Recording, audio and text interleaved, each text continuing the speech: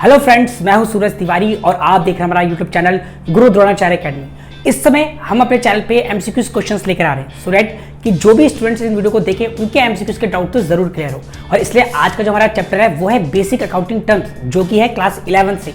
इस चैप्टर में मैं कुछ 15 आपके लिए इंपॉर्टेंट एमसीक्यूज लेकर आया हूँ, जिनके थ्रू आपके जो बेसिक डाउट्स हैं वो जरूर क्लियर होंगे। तो बिना किसी देरी के लेते हैं पहला क्वेश्चन हमारे सामने है वो है कैपिटल इन चार ऑप्शन में से क्या है? Option A internal liability, option B external liability, option C both या ऑप्शन डी नन। देखिए स्टूडेंट्स, हम पहले तो कैपिटल के बारे में समझते हैं।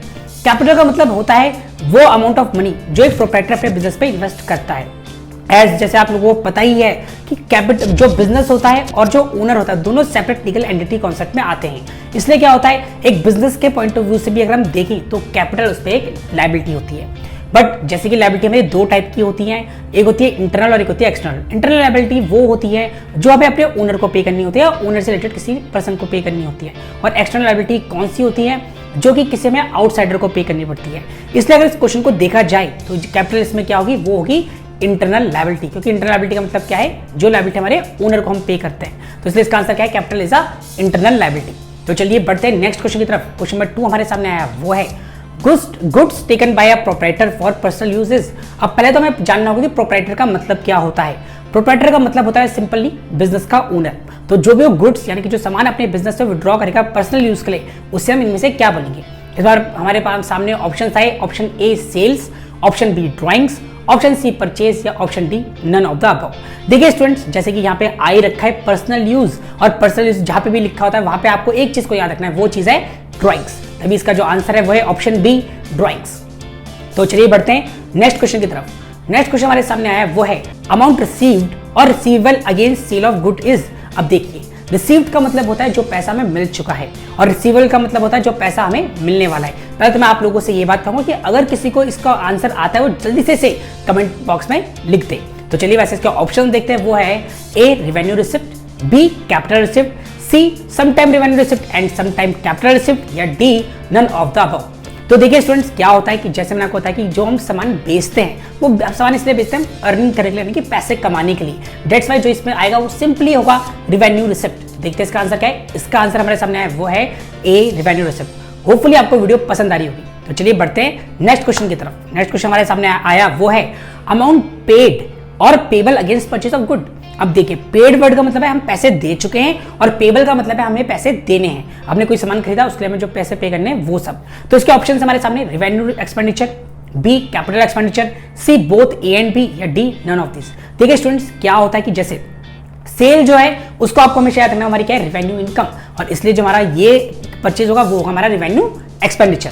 तो चलिए बढ़ते देखते हैं इसका आंसर। इसका आंसर हमारे सामने आया वो है रेवेन्यू एक्सपेंडिचर। तो चलिए बढ़ते नेक्स्ट क्वेश्चन की तरफ। नेक्स्ट क्वेश्चन हमारे सामने आया है वो है गुडविल इज A/N। गुडविल इनमें से क्या है? जैसे हमारे सामने 4 ऑप्शन दे रखे हैं, उनमें से गुडविल क्या है? गुडविल का सिंपली मीन होता है हमारी जो बिजनेस की रेपुटेशन या गुड नेम होता है, उसे हम गुडविल बोलते हैं। तो यहाँ पे हमारे सामने ऑप्शन आया A tangible assets, B intangible assets, C current assets, या डी फिक्टिशियस एसेट्स। देखिए, जो गुडविल होती है, गुडविल एक ऐसी एसेट होती है जिसको हम ना देख सकते हैं, जिसको हम छू सकते हैं, यानी कि उस पर इंटेंजिबिलिटी होती है। इंटेंजिबल मतलब ही होता है जिसको हम ना देख सकते हैं ना जिसको हम छू सकते हैं। इसलिए जो इसका करेक्ट आंसर होगा वो होगा ऑप्शन बी इंटेंजिबल एसेट्स। देखते हैं इसका आंसर क्या है। इसका आंसर है ऑप्शन बी इंटेंजिबल एसेट्स। देखिए स्टूडेंट्स, अगर आपको वीडियो पसंद आई तो वीडियो को लाइक जरूर करना, और मैं चाहता हूं कि जैसे से हम वीडियो में आगे बढ़ते क्वेश्चन हम कोई भी पूछते हैं तो आप भी साथ के साथ उसे कमेंट करना मत भूलना। तो बढ़ते हैं नेक्स्ट क्वेश्चन की तरफ। नेक्स्ट क्वेश्चन हमारे सामने आया वो है expenditure of revenue nature that gives benefit for more than one accounting period is categorized as. देखिए, हमने कोई एक्सपेंडिचर करा, खर्चा करा रेवेन्यू नेचर का, और उसका जो हमें बेनिफिट हो रहा है वो एक से ज्यादा अकाउंटिंग पीरियड में हो रहा है, यानी कि एक से ज्यादा साल में हो रहा है। पहले तो आपको याद रखना, अकाउंटिंग पीरियड का सिंपल मीनिंग ये भी होता है 1 अप्रैल से लेकर 31 मार्च, यानी कि ऐसा खर्चा जिसका आपका बेनिफिट मोर देन 1 ईयर चल रहा है, तो उसे हम क्या बोलेंगे?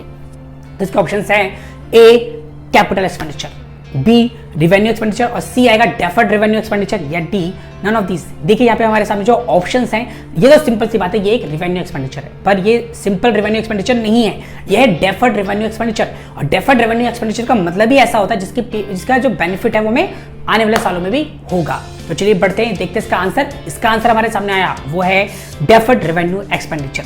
तो चलिए बढ़ते हैं नेक्स्ट क्वेश्चन की तरफ। नेक्स्ट क्वेश्चन हमारे सामने आया, a person who owes money to a firm against goods sold is called a, यानी कि एक बिजनेस है, एक फर्म है, उसने क्या करा, सामान को सेल करा। सेल करने के बाद जो उसको पैसे लेने होंगे उस आदमी को क्या बोलेंगे?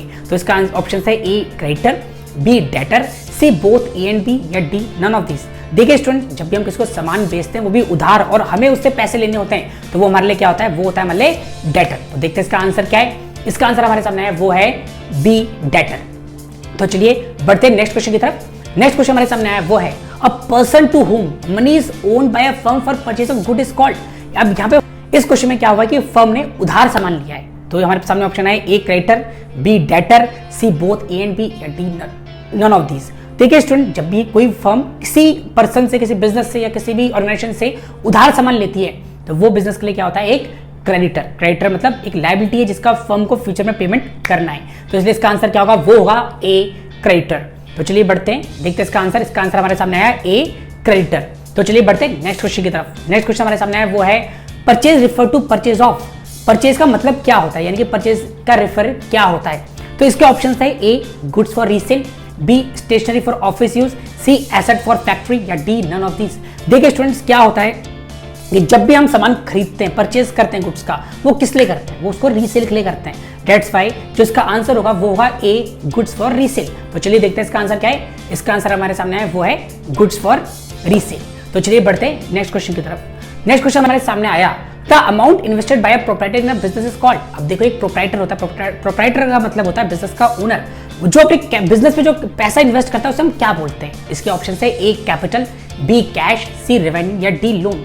देखिए स्टार्टिंग के फर्स्ट क्वेश्चन में मैंने आपको बता दिया कि जो अमाउंट होता है वो कैपिटल क्या होता है, वो पैसा होता है जो बिजनेस अपने, जो एक प्रोप्राइटर यानी कि बिजनेस का ओनर अपने बिजनेस पे इन्वेस्ट करता है। तो इसलिए जो इसका करेक्ट आंसर होगा वो होगा ए कैपिटल। तो देखते हैं इसका आंसर। इसका आंसर हमारे सामने आया, वो है ए कैपिटल। तो चलिए बढ़ते हैं नेक्स्ट क्वेश्चन की तरफ। नेक्स्ट क्वेश्चन हमारे सामने आया, वो है बैंक ओवरड्राफ्ट इज। जो बैंक ओवरड्राफ्ट होता है वो क्या होता है? तो पहले तो मैं आपको बता दूं बैंक ओवरड्राफ्ट का मतलब क्या होता है। बैंक ओवरड्राफ्ट का सिंपल मतलब होता है कि जब हम बैंक से अपने अकाउंट के बैलेंस से ज्यादा पैसा विड्रॉ कर लेते हैं, उसे बोलते हैं बैंक ओवरड्राफ्ट। अब देखिए, जब हम बैंक को ज्यादा, जो हम ये अपने बैलेंस से ज्यादा पैसा विड्रॉ कर लेते हैं, तो ये एक ऐसा अमाउंट होता है जिसको हमें शॉर्ट ड्यूरेशन में बैंक को वापस करना पड़ता है, इसलिए इसे हम बोलेंगे शॉर्ट टर्म लायबिलिटी। देखिए स्टूडेंट्स, आप एक चीज को और याद रखना कि बैंक ओवरड्राफ्ट की फैसिलिटी जनरली करंट अकाउंट में ही आती है, और करंट अकाउंट एक बिजनेस का अकाउंट होता है, यानी कि पर्सनल अकाउंट नहीं होता। तो इसलिए जो इसका करेक्ट आंसर होगा वो होगा ए शॉर्ट टर्म लायबिलिटी। तो चलिए इसका आंसर देखते हैं। इसका आंसर हमारे सामने आया, वो है ए शॉर्ट टर्म लायबिलिटी। तो चलिए बढ़ते हैं नेक्स्ट क्वेश्चन की तरफ। नेक्स्ट क्वेश्चन हमारे सामने आया, वो है which of the following is not a fixed asset. यानी कि हमारे सामने चार ऑप्शन रखे हैं, A building, B plant and machinery, C balance with bank, और डी गुडविल। तो हमें बताने में से कौन से चारों में से एक फिक्स्ड एसेट नहीं है। देखिए स्टूडेंट, बहुत इजी क्वेश्चन है। इसका आंसर है बैलेंस विद बैंक। देखिए कैश और बैंक हमारी क्या होती है? एक करंट एसेट्स होती है, और यहाँ पे जैसे लिखा है बैलेंस विद बैंक, तो ये हमारे क्या है? करंट एसेट्स है। तो देखते हैं इसका आंसर। इसका आंसर हमारे सामने आया, वो है option C balance with bank, जो कि एक क्या है? करंट एसेट्स है। तो चलिए बढ़ते हैं नेक्स्ट क्वेश्चन की तरफ। नेक्स्ट क्वेश्चन हमारे सामने आया, वो है which of the following is not a long term liability. अब लॉन्ग टर्म लायबिलिटी वो होती है जिसको में एक साल से ज्यादा टाइम होता है पे करने के लिए। इसके हमारे सामने ऑप्शन आया, ए क्रेडिटर्स, बी टर्म लोन, सी डिवेंचर, या डी कैपिटल।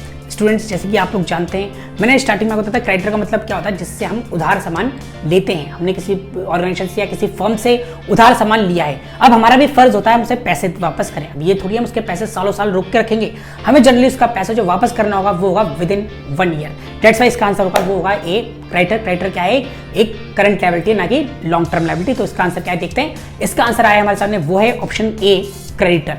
तो चलिए बढ़ते हैं नेक्स्ट क्वेश्चन की तरफ। नेक्स्ट क्वेश्चन हमारे सामने है, वो है which of the following is a revenue. Revenue मतलब हमारी एक इनकम, जैसे मैंने आपको बताया था रेवेन्यू एक्सपेंडिचर के बारे में पढ़ चुके थे स्टार्टिंग में। तो रेवेन्यू का मतलब होता है एक हमारी इनकम। तो यहाँ पे ऑप्शन है A purchase, B purchase return, C sales, या डी सैलरी पेबल।